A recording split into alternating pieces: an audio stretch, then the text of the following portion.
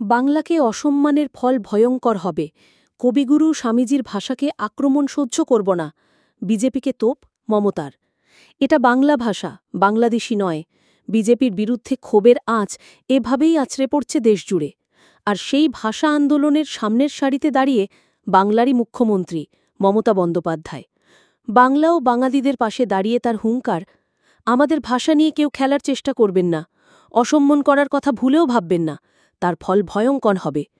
রবি ঠাকুর, শ্রীরামকৃষ্ণ, স্বামী বিবেকানন্দের মাটি থেকে নিক্ষেপ করা এই মারণাস্ত্রের লক্ষ্য যে বিজেপি, তা বলার অপেক্ষা রাখে না। মঙ্গলবার কামারপুকুর রামকৃষ্ণ মঠ ও মিশনের প্রকল্পের ভিত্তিপ্রস্তর স্থাপন অনুষ্ঠান মঞ্চই তাই হয়ে দাঁড়াল তার যুদ্ধভূমি। বন্যা দুর্গতদের পাশে দাঁড়াতে আরামবাগ থেকে ঘাটাল গেলেন তিনি, তারপর কেশপুর। আর প্রতি পদক্ষেপে বাংলা ভাষার জন্য সুর চড়ল তার। তীব্র থেকে তীব্রতর হল বিজেপিকে আক্রমণের ভাষা। দিল্লি পুলিশের আশ্চর্যজনক মন্তব্য এবং বিজেপি মুখপত্রের তাকে সমর্থন, এই ঘটনাক্রমে বিরক্তি এতটুকু লোকাননি মমতা। তার ক্ষোভ বলে দিচ্ছে বাংলা ভাষা নামে কোনো ভাষাই নেই। বাংলা ছাড়া ভারত হয়, পৃথিবী হয়।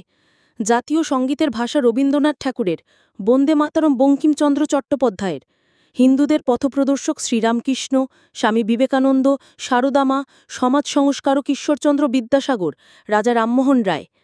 নেতাজির জয় হিন্দ স্লোগান, রামকৃষ্ণদেবের সর্বধর্ম সমন্বয়ে আমি বিশ্বাসী। ওরা নতুন করে বাংলা ভাষা চেনাবে? আমাদের ভাষাকে নিয়ে কেউ খেলার চেষ্টা করবেন না, অসম্মান করার চেষ্টাও করবেন না। মমতার কথায় আমাদের মধ্যে কোনো বিভেদ নেই। সবাইকে নিয়ে চলার বাণী শুনিয়েছিলেন রামকৃষ্ণ পরমহংসদেব। মাত্র ৩৯ বছর বয়সে স্বামীজি যা করে গিয়েছেন আর কেউ করতে পারবে না। তিনি বলেছিলেন, ভারতের কল্যাণই আমার কল্যাণ। কোন ভাষায় কথা বলতেন তিনি? বাংলা ভাষায়। জানেন ধর্মের মানেটা কি? সহনশীলতা, স্নেহ, শুভকামনা। ওরা যেটা করছে সেটা ধর্ম নয়। বেলুড় গিয়ে দেখেছি ওখানে একটা দরগা আছে। জিজ্ঞেস করে জেনেছি ওটি রয়েছে স্বামীজির সময় থেকেই। স্বামীজি নৈতিক চরিত্র গঠনের কথা।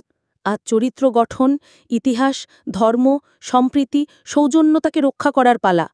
এদিন ঘাটালে বন্যার পরিস্থিতি পরিদর্শনে এসেও মুখ্যমন্ত্রী বলেন, বাংলা ভাষা নিয়ে সোশ্যাল মিডিয়ায় পোস্ট করার জন্য আমাকে ন্যাশনাল সিকিউরিটি আইনে গ্রেফতারের হুমকি দেওয়া হয়েছে। কিন্তু আমি বলবই, বাংলা ভাষা নিয়ে কথা বলার অধিকার কেউ কেড়ে নিতে পারবে না।